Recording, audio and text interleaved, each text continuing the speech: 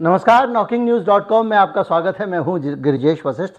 किरण रिजिजू की छुट्टी मंत्रालय से क्यों की गई है, या दूसरे शब्दों में आप ये समझें कि उनका डिमोशन क्यों किया गया है, या किरण रिजिजू के शब्दों में आप समझें तो उनको एक बड़ा जिम्मेदारी का काम देकर दूसरे मंत्रालय में क्यों भेजा गया है, या भाभी जी पापड़ में एंटीबॉडीज होने का दावा करने वाले, कोरोना को रोकने वाली अर्जुन मेघवाल को ही ये मंत्रालय क्यों सौंपा गया, कानून मंत्रालय।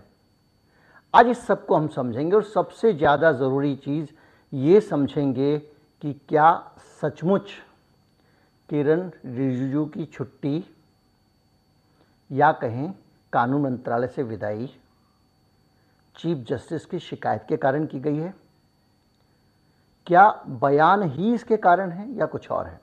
कहीं मत जाइए, चैनल को सब्सक्राइब कर लीजिए। आज मैं आपको वो बातें बताऊंगा जो अभी तक मीडिया ने कहने का साहस नहीं जुटाया है। मैं अभी आया।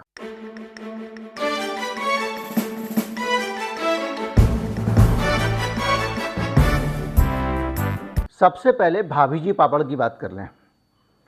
थोड़ा लाइट माहौल में बात शुरू करनी चाहिए। भाभी जी पापड़ का मसला ये है कि अर्जुन मेघवाल जो हैं, इन्होंने जब कोरोना फैला हुआ था तो मुंह पे एकदम बांध बूंद के, जो है जैसा जैसा मोदी जी ने कहा था वैसे कपड़ा बांध के खड़े होके 2 पापड़ के पैकेट लेके खड़े हो गए थे और कहने लगे ये भाभी जी पापड़ है और इसको आप खाएंगे तो इसके अंदर एंटीबॉडीज़ हैं और ये कोरोना आपको ठीक कर देगी।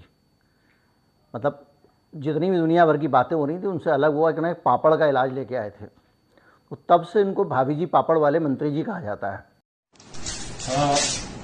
बातों ये एक आत्मनिर्भर भारत अभियान के तहत भाभी जी पापड़ नाम से एक पापड़ निर्माता ने एक ऐसा ब्रांड निकाला है जिससे कोरोना वायरस से लड़ने के लिए जो एंटीबॉडी डेवलप होने के लिए जो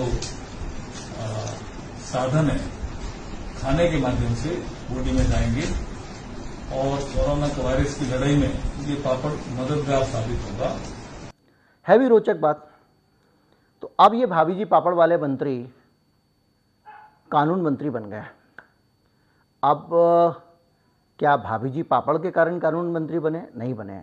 तो वो जो मंत्री जी बने हैं भाभी जी पापड़ वाले, उनको क्यों बनाया गया, पहले इस पे बात कर लेते हैं, फिर आप जरूरी इंपॉर्टेंट वाली बात पे आएंगे कि वो असली कारण जिसको सब ढक रहे हैं मिट्टी से, वो क्या है रिजिजू को हटाने का।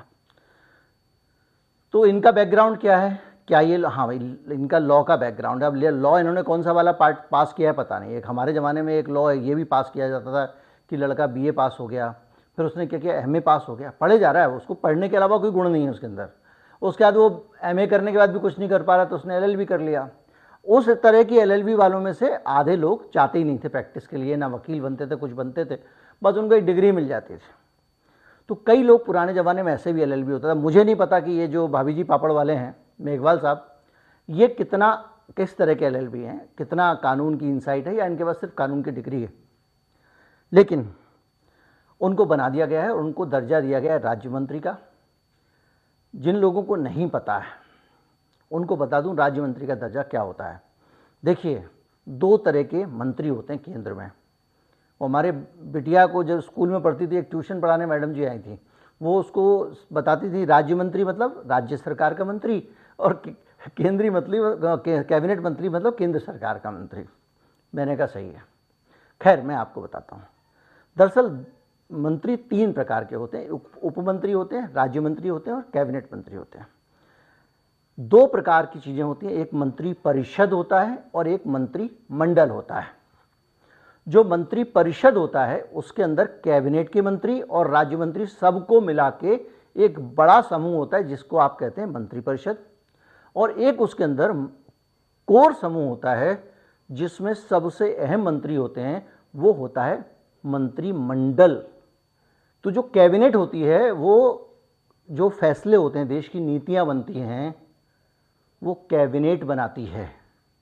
मंत्रिमंडल बनाता है, मंत्री परिषद नहीं बनाता। काउंसिल ऑफ मिनिस्टर्स जो है वो कहलाता है मंत्री परिषद। तो काउंसिल ऑफ मिनिस्टर्स नहीं बनाती है, कैबिनेट बनाती है, मंत्रिमंडल बनाता है। तो जो कैबिनेट मिनिस्टर होता है वो मंत्रिमंडल का हिस्सा होता है और कैबिनेट की मीटिंग प्रधानमंत्री की अध्यक्षता में होती है। यानी ये समझिए कि सीधे सीधे प्रधानमंत्री और उनके साथ जो मेन लोग होते हैं वो होते हैं कैबिनेट वाले। किरण रिजिजू कैबिनेट मिनिस्टर थे, यानी देश के कानून बनाने और दूसरी चीज़ों में वो इंडिपेंडेंट फैसले ले सकते थे, उनको स्वयं निर्णय लेने का अधिकार था। लेकिन राज्य मंत्री स्वयं निर्णय नहीं ले सकता। राज्य मंत्री को निर्णय अगर लेना है तो या तो कैबिनेट मंत्री के सलाह से निर्णय लेगा किसी भी विषय के, जैसे आप कानून राज्य मंत्री हैं, जैसे कानून राज्य मंत्री को भी हटाया इन्होंने, तो वो अगर कोई फैसला लेते तो किरण रिजिजू से सलाह करके ही लेते नीतिगत फैसला। और अब अगर कैबिनेट में कोई मंत्री नहीं है तो समझिए कि कानून मंत्रालय सीधे प्रधानमंत्री जी के पास आ गया है। अब मोदी जी ही कानून मंत्रालय चलाने वाले हैं, यानी जो पापड़ वाले मेघवाल साहब हैं ये मोदी जी को फ़ोन करेंगे और मोदी जी से चीज़ें पूछेंगे, मोदी जी को लेटर लिखेंगे और मोदी जी जो कहेंगे उसके जवाब में कहेंगे जी हुकुम, जी हुकुम, जी हुकुम। ये नए मंत्री की भूमिका हो गई है। आप इसको ये समझें कि मोदी जी ने कानून मंत्री को हटाकर उसका कार्यकाल अपने हाथ में ले लिया है और अपनी मदद के लिए एक राज्य मंत्री को रख लिया है। अब प्रश्न ये उठता है कि कानून मंत्री को क्यों हटाया, क्योंकि दुनिया भर की बातें चल रही हैं जिसमें लोग कह रहे हैं वो ऐसा था, किरण रिजिजू वैसा था, ये बयान दे देता था, वो बयान दे देता था, उसने न्यायपालिका पे बयान दे दिया, कॉलेजियम सिस्टम पे सवाल उठा दिया, बोल दिया कॉलेजियम में हमारे आदमी होना चाहिए, ये भी बोल दिया कि देशद्रोही गैंग का हिस्सा बन गए हैं, और उन सारी वजहों से उसको हटा दिया मोदी जी ने।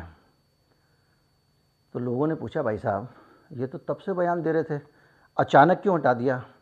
तो बोले इसलिए हटा दिया कि अभी उन्होंने चंद्रचूड़ साहब ने शिकायत की थी। कब शिकायत की? तो चंद्रचूड़ साहब ने तब शिकायत की जब सीबीआई का जो चीफ है उसका चुनाव होना था नए वाले का, तो उसके लिए जो मीटिंग हो रही थी उस मीटिंग में 3 ही लोग रहते हैं, उसमें एक तो प्रधानमंत्री हो सकते हैं, उसमें दूसरे हो सकते हैं विपक्ष के नेता या सबसे बड़ी पार्टी के नेता, वो अपना अधीर रंजन चौधरी थे कांग्रेस की तरफ से, और तीसरे चीफ जस्टिस थे। तो इन लोगों ने मिलकर जब वहाँ फैसला लिया है तो उस मीटिंग के दौरान प्रधानमंत्री से जब मुलाकात हुई डीवाई चंद्रचूड़ साहब की, तो उन्होंने कहा कि देखो जी आप लोग बहुत हमारे खिलाफ बयान देते हैं आपके मंत्री। तो मोदी जी ने कहा अच्छा मेरा मंत्री आपके खिलाफ बयान देता है, उसको तुरंत हटा दिया। आपको लगता है कि इस कहानी पे विश्वास करना चाहिए? मुझे भी विश्वास नहीं हुआ था। फिर मैंने इस कहानी में डिगिंग करनी शुरू की। पत्रकार होने के नाते जहाँ जहाँ जिन जिन लोगों से मैं पूछ सकता था, पता कर सकता था कि अंदर की कहानी क्या है, उन लोगों से बात की। जो मेरे सूत्र हैं उन्होंने जो बताया वो बिल्कुल अलग कहानी है। और उस कहानी पे जाएं उससे पहले आपको किरण रिजिजू पे ध्यान देना पड़ेगा। किरण रिजिजू माना कि न्यायपालिका के खिलाफ मुखर तरीके से लड़ रहे थे। आरएसएस की नीतियां और मोदी सरकार की नीतियां मोदी सरकार के जिसको कहें रणनीति के तहत वो लगातार न्यायपालिका पर हमले कर रहे थे। लेकिन यह थे, जो लोग इसको कारण बता रहे हैं वो एक तथ्य को भूल जाते हैं कि जनवरी से इस नए साल में किरण रिजिजू ने न्यायपालिका पर कोई भी हमला नहीं किया था, एक भी बयान नहीं दिया था। क्यों नहीं दिया था? जनवरी से जब किरण रिजिजू चुप थे तो अब मई में आके उनकी छुट्टी क्यों हुई? और किरण रिजिजू अगर चुप हुए तो क्या अपनी मर्जी से चुप हो गए या अपनी मर्जी से ही? फिर क्या हुआ? ऐसा क्या हुआ जो किरण रिजिजू जनवरी से चुप थे? इस टाइमिंग को तो कोई ध्यान ही नहीं दे रहा है, ना तो मेन स्ट्रीम मीडिया ना हमारे जैसे लोग। सब एक दूसरे को सुन सुन के रेप्लिकेट करते जाते हैं। बड़ा दुर्भाग्य की बात है। एक आदमी जो बोलेगा दूसरा आदमी भी बोल देगा। भाई अपने रिसर्च करो। तो अब मसला ये आया कि रिजिजू चुप क्यों थे? तो आप याद कीजिए कि अडानी हिंडनबर्ग मामला कब आया, उसकी तारीखें क्या थी, और सुप्रीम कोर्ट को अडानी हिंडनबर्ग मामले में जांच कब सौंपी गई। जैसे ही अडानी हिंडनबर्ग मामले की जांच सुप्रीम कोर्ट को देने का आइडिया आता है, विपक्ष तो कह रहा था कि ज्वाइंट पार्लियामेंट्री कमेटी की जांच कराओ, जेपीसी जांच कराओ, हम तो संसदीय समिति से जांच चाहते हैं, हम नहीं चाहते जांच सुप्रीम कोर्ट से या कहीं और से। लेकिन मोदी सरकार का इरादा सुप्रीम कोर्ट से ही जांच कराने का था। तो जैसे ही सुप्रीम कोर्ट से जांच होने की बात आती है, केंद्र सरकार की तरफ से सुप्रीम कोर्ट पे हमले बंद हो जाते हैं। जनवरी में रिजिजू बाबू चुप हो जाते हैं और उनको लगता है कि अब बोलना ठीक नहीं रहेगा। तो उधर सुप्रीम कोर्ट के पास में अडानी हिंडनबर्ग मामले की जांच जाती है, इधर रिजिजू साहब चुप हो जाते हैं। चुप होने के बाद में 2 मार्च की तारीख आती है। 3 महीने रिजिजू साहब सुप्रीम कोर्ट पे हमला किए बगैर शांति से गुजार देते हैं। इस बीच में उनका एक बयान आता है फरवरी में। वो बयान संसद में कुछ पूछा जाता है, उसके जवाब में उनको देना पड़ता है, वो संसद में दिया गया बयान है। इसके अलावा भी और बहुत सारे बयान की जो कॉलेजियम सिस्टम है उसमें निर्णय लेने में सरकार का प्रतिनिधि होना चाहिए, और भी बयान उसमें जैसे अटका देते थे, जब ये अपने जजों को चुन के भेजते थे अटका दिया जाता था। इस बार जो 2 जज गए हैं 2 दिन के अंदर अप्रूवल आ गई है कैबिनेट से। इधर जजेस की फाइल गई है, जो लेटेस्ट 2 नए जज बने हैं, कल की खबर है, इनकी फाइल 2 दिन में आ गई। पहले हालत ये होती थी कि सुप्रीम कोर्ट को धमकी देनी पड़ती थी कि हमको फिर कदम उठाना पड़ेगा, आप हमारे जजेस की नियुक्ति लटका रहे हो, तब फाइल रिलीज होती थी। तो ये बदलाव कैसे आया? इस टाइमिंग के साथ में अगर आप मिलाएं, जो घटनाक्रम बढ़ रहा है वो केवल अडानी हिंडनबर्ग की इंक्वायरी का ही बढ़ रहा है। तो आप कहेंगे कि जब रिजिजू चुप हो गए थे तो फिर उनके खिलाफ एक्शन क्यों? तो आपको इसको ऐसे समझना पड़ेगा कि रिजिजू चुप तो हो गए थे, लेकिन अपनी भावनाओं को मार्च में फिर नियंत्रित नहीं रख पाए। 2 मार्च को जब अडानी केस की इंक्वायरी ऑर्डर होती है, आपको चुप रहने को कहा गया है। आप ऐसे अंदाज़ा लगाइए कि आपके बिल्डिंग के अंदर चोरी हो गई है, आपकी बिल्डिंग का सिक्योरिटी स्टाफ का जो आदमी है या जो भी आपका स्टाफ है बिल्डिंग का, वो थानेदार साहब जांच कर रहे हैं और आपको लग रहा है कि ऐसा ना हो कि वो हमारे स्टाफ को उठा के ले जाए। तो सेठ जी तो किसी तरह से टेंशन लिए हुए हैं कि इंक्वायरी चल रही है थानेदार साहब के पास, और आपका एक कर्मचारी जाए और थानेदार के घर के बाहर खड़े होके उसको हितोपदेश सुना के आ जाए, 4 बातें उसको बोल के आ जाए कि थानेदार ऐसा, तू ऐसा है, तू वैसा है। तो क्या होगा? तो जब उसको एक कह दिया गया कि भैया कोई भी जाके थानेदार से पंगा नहीं लेगा, हमारी फाइल उसके पास रखी हुई है, वो कभी भी हमको नाप सकता है, उसके बावजूद जाके थानेदार को सुना के आ जाए। तो मार्च में रिजिजू ने जब इनको चुप रहने को बोल दिया गया था, उसके बावजूद इंडिया टुडे कॉन्क्लेव में जाके फिर एक बयान दे दिया। वो एंकर ने पूछ दिया कि देश विरोधी और ये और वो तमाम सारा जो है, तो उसने कह दिया कि कुछ रिटायर्ड जज जो हैं उसको लगा कि मैं रिटायर्ड जज के बारे में ही तो बोल रहा हूँ, रिजिजू साहब को लगा, तो इस पर तो नहीं नाराज होंगे ना, बोल दिया। उसके बाद 300 वकीलों ने चिट्ठी लिख दी उठा के कि भैया इनको चुप कराओ, ये तो पूरी लीगल फ्रेटर्निटी पे सवाल उठा रहे हैं। तो आपको अगर लगता है मोदी जी ने इस पर एक्शन लिया तो गलत लगता है, क्योंकि ये काम तो बहुत लंबे समय से चल रहा था। जब मोदी जी बैठ के 2 लोगों के ट्वीट तक सुनते हैं, उन पे जवाब देते हैं, हमारे जैसे कई यूट्यूबर्स के वीडियो को मेंशन अपने भाषण में करते हैं, तो उनको रिजिजू की इन बड़ी बड़ी बातों का पता नहीं लगा होगा। तो वो क्यों नहीं बोले थे? इसलिए नहीं बोले थे क्योंकि मोदी जी की गर्दन पे खुद पे नहीं आई थी। जनवरी में जब अडानी हिंडनबर्ग का मामला आया तो टेंशन बढ़ गई मोदी जी की। क्यों टेंशन बढ़ी इसको भी समझते हैं। अब आप बताइए कि मोदी जी जो हैं वो अभी 300 दिन बाद, मतलब 365 दिन भी पूरे नहीं बचे हैं, इस देश का चुनाव लड़ने जा रहे हैं। भारत नया प्रधानमंत्री चुनेगा 2024 में, और ये आप अच्छी तरह से जानते हैं कि अभी सरकार की वो तैयारी नहीं है जो पहले उन्होंने अपना एक माहौल बना लिया था पहले से ही। एक एंटी इनकम्बेंसी वाला एलिमेंट है। मोदी जी अब अपनी इमेज मेकिंग का अभियान शुरू करेंगे। जैसे अगली साल 26 जनवरी की परेड होगी तो उसमें सारी महिलाएं शामिल होंगी।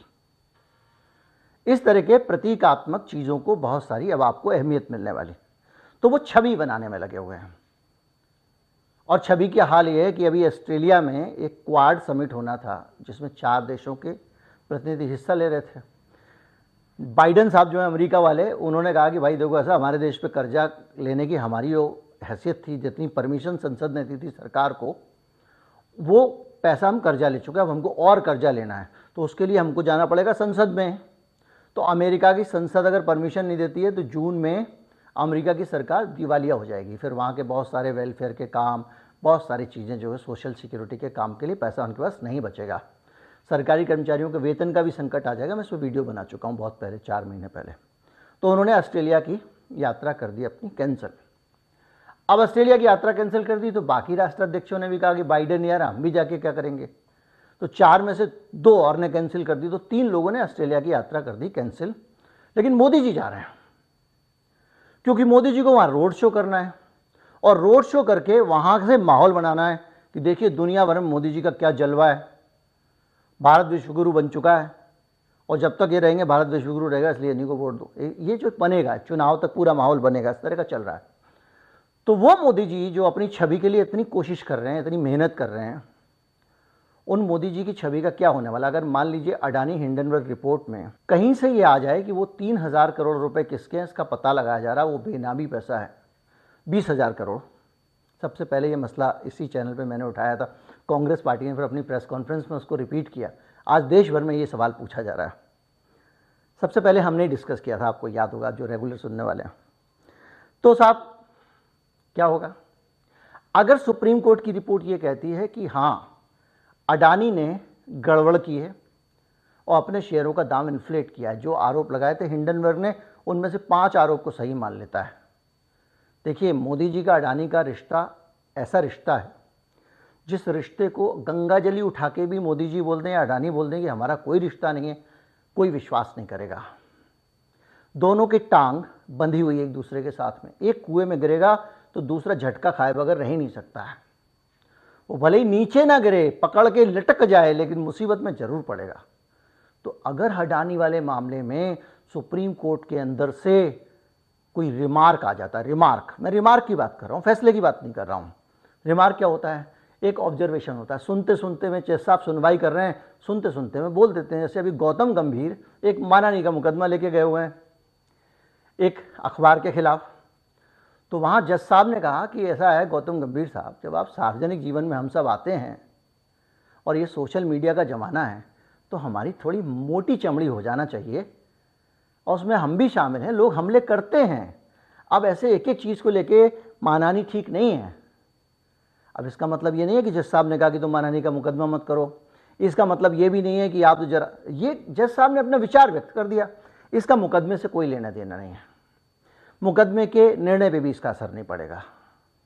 वो होगा उस मेरिट पे जो वहाँ बयानात रखे जाएंगे, बहस होगी, वकील अपने तथ्य रखेंगे, डॉक्यूमेंट रखेंगे, नज़ीरें पेश करेंगे वगैरह वगैरह।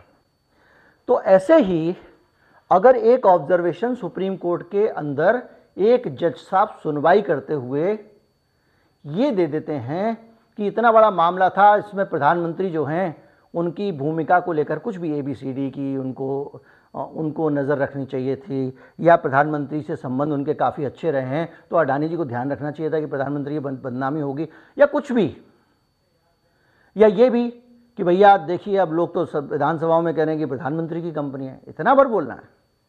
और वो व्यक्तिगत विचार व्यक्त करने वाली बात है, जैसे मैं यहाँ कर रहा हूँ। ये उनके फैसले से, आप कोर्ट डिसीजन लेगा तो उसको आप चुनौती दोगे ना। कोर्ट कुछ लिख के कुछ फैसला लेगा तब आप चुनौती दोगे ना। कोर्ट ने रिमार्क दे दिया, वो कन्हैया कुमार के खिलाफ दिल्ली हाई कोर्ट की एक लेडी जज थी, उन्होंने एक रिमार्क दे दिया, उस रिमार्क से ही कन्हैया कुमार दोषी है, हाईकोर्ट ने कहा, हाईकोर्ट ने कहा, हाईकोर्ट ने कहा, सालों तक चिल्लाते रहे लोग। जबकि हाईकोर्ट की वो टिप्पणी थी, वो जज साहब की व्यक्तिगत राय थी कि आजकल के बच्चे ऐसा हो गए हैं, वैसा हो गए हैं वगैरह वगैरह। उसका कोर्ट से कोई लेना देना नहीं था। उस कोर्ट में चार्जशीट पता नहीं कितने बाद में दाखिल हुई है, घोषित वो पहले हो गए। तो ऐसी अगर कोई टिप्पणी आ गई किसी जज साहब की तरफ से तो क्या होगा? तो वो खतरा एक लगातार बढ़ गया, और ये खतरा जाती तौर पे मोदी जी के लिए है, निजी तौर पे सीधे पर्सनली मोदी जी इससे खतरे में आ गए।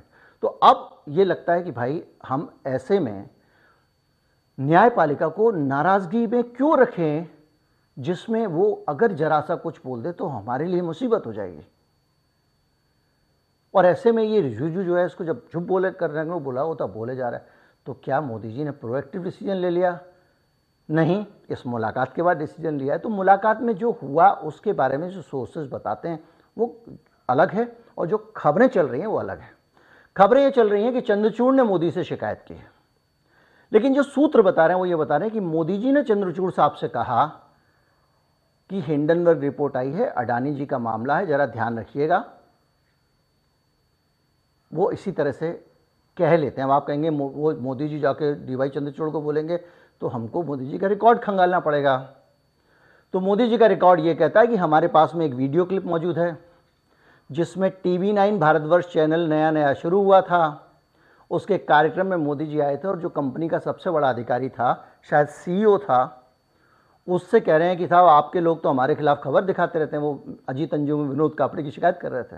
ऐसे तो लोग खड़े हैं जो ब्लड में हमको बदलाव ला रहे हैं। ऐसा मत करो भाई, इसको जीने तो बेचारा को उनकी आत्मा मर जाएगी तो मजा नहीं आएगा उनको। 2 महीने बाद इन लोगों को हटा दिया गया उस चैनल से। तो मोदी जी कह देते हैं, निचोड़ की बात यह है। दूसरा उदाहरण ले लीजिए, श्रीलंका में पार्लियामेंट्री कमेटी जांच कर रही है। बिजली बोर्ड का चेयरमैन कह रहा है कि मुझे राष्ट्रपति जी ने कहा मोदी जी का प्रेशर है, अडानी जी को विंड एनर्जी का ठेका दे दो। यानी मोदी जी कह देते हैं। बांग्लादेश की प्रधानमंत्री जो हैं,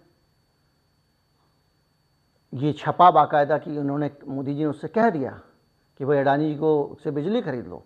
तो अडानी जी ने झारखंड में प्लांट लगा दिया, बिजली घर। वो एक्सक्लूसिव बिजली बना के बांग्लादेश को ही भेजता है।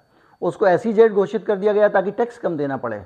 पॉल्यूशन वो भारत में कर रहा है और बांग्लादेश को बिजली बेच रहा है। और बांग्लादेश भी जो उसके मार्केट में अपने घर में जो बिजली पैदा होती है वो बिजली उसकी ज़रूरत से 20% ज़्यादा है, उसके बावजूद वो अपने यहाँ से कई गुने दाम में अडानी जी की बिजली खरीद रहा है, क्योंकि मोदी जी ने कह दिया।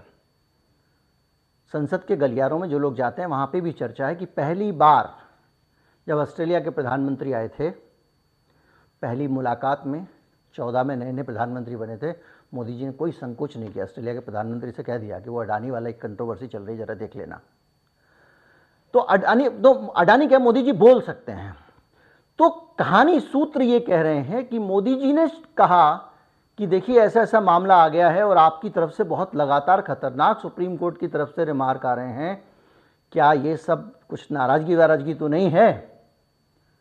तो उन्होंने कहा साहब नाराजगी तो नहीं है, लेकिन ये बताइए आपकी सरकार अगर रोज न्यायपालिका पे हमले करेगी तो न्यायपालिका में बैठे हुए जो लोग हैं, चाहे वो रजिस्ट्री के लोग हैं, चाहे वो वकील लोग हैं, चाहे वो जजेस हैं, उनके अंदर रिजेंटमेंट तो होगा ना, सरकार के प्रति नाराजगी तो होगी। और अगर वो थोड़ी थोड़ी निकलेगी तो उसका असर आता है। तो उन्होंने कहा कि नहीं ऐसा तो नहीं है, मैंने तो मना किया हुआ है, क्यों बयान दे रहे हैं इतना, हमारे यहाँ से तो अब कोई बयान नहीं आ रहा जनवरी से। उन्होंने कहा मोदी जी आपने ध्यान नहीं दिया होगा, उस कार्यक्रम में आप भी गए थे और उस कार्यक्रम में मैं भी गया था, और वो कार्यक्रम था इंडिया टुडे कॉन्क्लेव, जिसमें इन्होंने ये बयान दिया है, आपके मंत्री जी ने। ये सारी बातचीत हो रही है मार्च में ये हुआ था, बयानबाजी हुई थी रिजिजू की। मार्च में ही इंक्वायरी शुरू की है सुप्रीम कोर्ट ने।